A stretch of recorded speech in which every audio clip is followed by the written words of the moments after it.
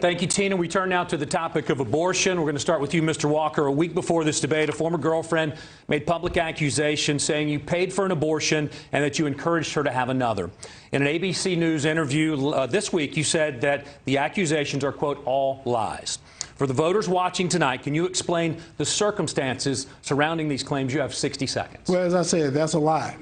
And, you know, well, most thing I put it in a book. One thing about my life is I've been very transparent. Not like the senator, he's hid things. But at the same time, I said that's a lie. And on abortion, you know, I'm a Christian. I believe in life. And I tell people this, Georgia is a state that respects life, and I'll be a senator that protects life. And I said that was a lie, and I'm not backing down. And you have Senator Warnock, people that would do anything and say anything for this seat, but I'm not going to back down because this seat is too important to the Georgia people for me to back down right now. You've been vocally pro-life, supporting a ban on abortions without exceptions. Would you support a complete ban on a national level? Well, first of all, see, that's not true either.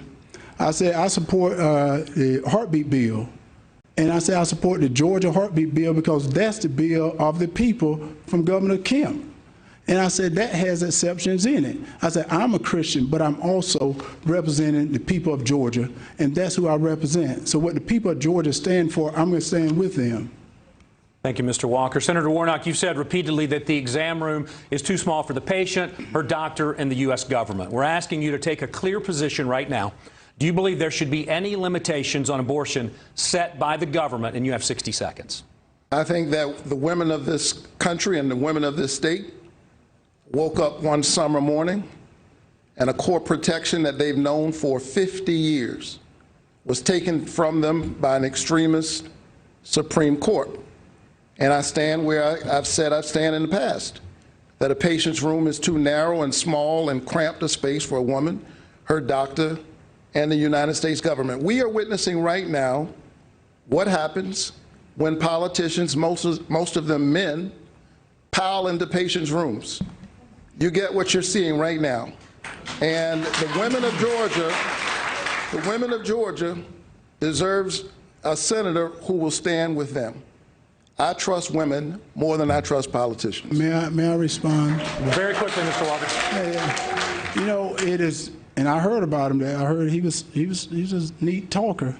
But did he not mention that there was a baby in that room as well? And also, did he not mention that he asking the taxpayer to pay for it? So he's bringing the government back into the room. So he's not talking about that. So when he mentioned that, it's like I've not seen too many pastors that would say that statement. Mr. Warnock, I'll give you a chance to rebut. I am a pastor. I'm a man of faith. And I have a profound reverence for life and a deep respect for choice. And because I have such a profound reverence for life, it's one of the reasons why I've stood up to address this issue of maternal mortality in our country.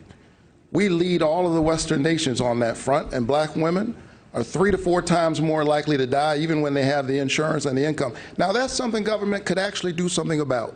And I joined with Marco Rubio of Florida to pass a bill to address maternal mortality. The women of Georgia have a clear choice as we're watching women die. Do you want a senator who wants to control your life, or do you want a senator who wants to save your life? Well, I want to save your life. Well, what's funny, I have to respond to this. Very quickly. Because he told me Black Lives Matter.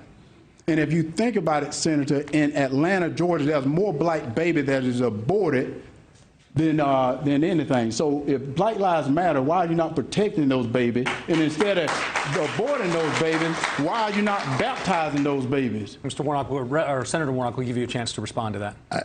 I think the women of Georgia have a clear choice.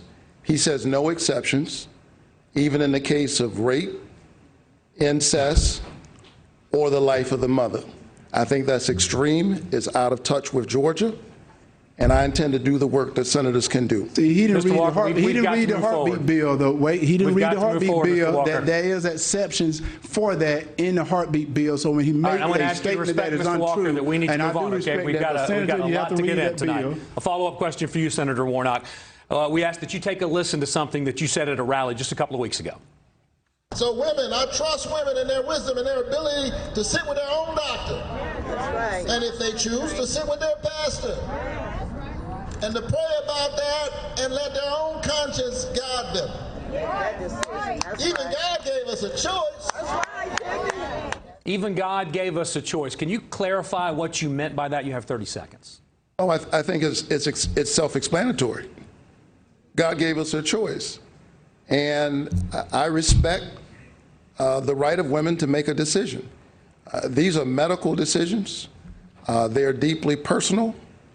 Women find themselves in a range of circumstances. And this issue has been far too politicized.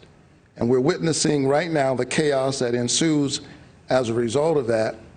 And women right now who may be facing a miscarriage in some cases are wondering what will happen and how will they have to explain that. I think that's deeply problematic. There are enough politicians piling into the rooms of patients, and I don't plan to join them.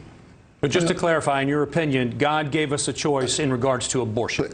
It is apparent that God has given us a range of choices, and the people of Georgia have a choice right now about who they think should represent them in the Senate. And may I have to respond? Mr. Walker, we do have to move on to our next This will be topic. very short, because he's correct. God gave us a choice. But also within the Bible, if you read the Bible more, God said choose life. In the Bible, it says, I give you a choice. Just like Adam and Eve had a choice, but they chose death. Very and quick, God said you very choose. quick. Mr. Walker, we need to move forward. I think he wants to arrogate to politicians more power than God has. All right, gentlemen, thank you. We're going to have to move on to our next topic, okay? Thank you for watching. Go to newsnationnow.com to find News Nation on your television provider. And don't forget to click the red subscribe button below to get more of News Nation's fact-driven, unbiased coverage.